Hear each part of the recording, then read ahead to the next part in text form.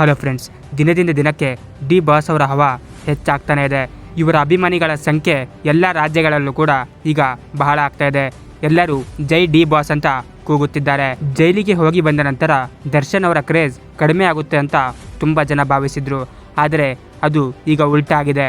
ಹೌದು, 2 million followers ಇದ್ದ ಅವರ ಇನ್ಸ್ಟಾಗ್ರಾಮ್ ಖಾತೆಯಲ್ಲಿ ಈಗ 2.3 ಮಿಲಿಯನ್ ಫಾಲೋವರ್ಸ್ ಆಗಿದ್ದಾರೆ. ಡಿ ಬಾಸ್ ಅಭಿಮಾನಿಗಳು ಅವರನ್ನು ಎಂದಿಗೂ ಕೂಡ ಬಿಟ್ಟು ಕೊಡಲ್ಲ. ಅವರು ಏನೇ ಮಾಡಿದರೂ ಕೂಡ ಅವರ ಪರ ನಿಲ್ತಾರೆ ಹಾಗೂ ಜೈ ಡಿ ಬಾಸ್ ಅಂತ ಘೋಷಣೆಗಳನ್ನು ಕೂಗ್ತಾರೆ. ಇದು ಡಿ ಬಾಸ್ ಅಭಿಮಾನಿಗಳ ಪ್ರಾಮಾಣಿಕತೆ ಅಂತಲೇ ಹೇಳ್ಬೋದು.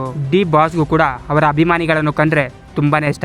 ಇದೇ ಕಾರಣಕ್ಕೆ ಎದೆ ಮೇಲೆ ಅಚ್ಚೆಯನ್ನು ಹಾಕಿಸಿಕೊಂಡಿದ್ದಾರೆ ಹಾಗೂ ಅಭಿಮಾನಿಗಳೇ ನನ್ನ ದೇವರು ಅಂತ ಕೂಡ ಹೇಳ್ತಾರೆ. ಇಂದಿಗೂ ಕೂಡ ಇವರನ್ನು ಬೀಟ್ ಮಾಡುವ ಇನ್ನೊಬ್ಬ ನಟ ಹುಟ್ಟಿಯೇ ಇಲ್ಲ. ಇದೇ ಕಾರಣಕ್ಕೆ ಇವರನ್ನು ಬಾಸ್ ಅಂತಾನೆ ಕರೀತಾರೆ. ಇತ್ತೀಚೆಗೆ ತಮಿಳುನಾಡಿನಲ್ಲಿ ರಜನಿಕಾಂತ್ ಅವರು ಒಂದು ಭಾಷಣವನ್ನ ಮಾಡ್ತಾ ಇರ್ತಾರೆ. ಆಗ ಡಿ ಬಾಸ್ ಬಗ್ಗೆ ಒಂದು ಮಾತನ್ನ ಹೇಳ್ತಾರೆ.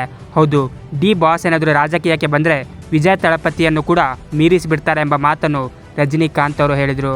ಅಂತಹ ಖ್ಯಾತ ಸೂಪರ್ ಸ್ಟಾರ್ ರಜನಿಕಾಂತ್ ಅವರೇ ಡಿ ಬಾಸ್ ಅವರ ಬಗ್ಗೆ ಇಂತಹ ಮಾತುಗಳನ್ನು ಹೇಳ್ತಾರೆ ಅಂದರೆ ಇದರಲ್ಲಿ ನಾವು ಅರ್ಥ ಮಾಡ್ಕೋಬೋದು ಡಿ ಬಾಸ್ ಅವರ ಗತ್ತು ಯಾವ ಲೆವೆಲ್ಗೆ ಇದೆ ಅಂತ. ಇದರ ಬಗ್ಗೆ ನಿಮ್ಮ ಒಪಿನಿಯನ್ ಏನು ಕಾಮೆಂಟ್ ಬಾಕ್ಸಲ್ಲಿ ತಿಳಿಸಿ. ಹಾಗೂ ನೀವು ಕೂಡ ಡಿ ಬಾಸ್ ಅಭಿಮಾನಿಯಾಗಿದ್ದರೆ ಸಬ್ಸ್ಕ್ರೈಬ್ ಮಾಡಿ. Thank you.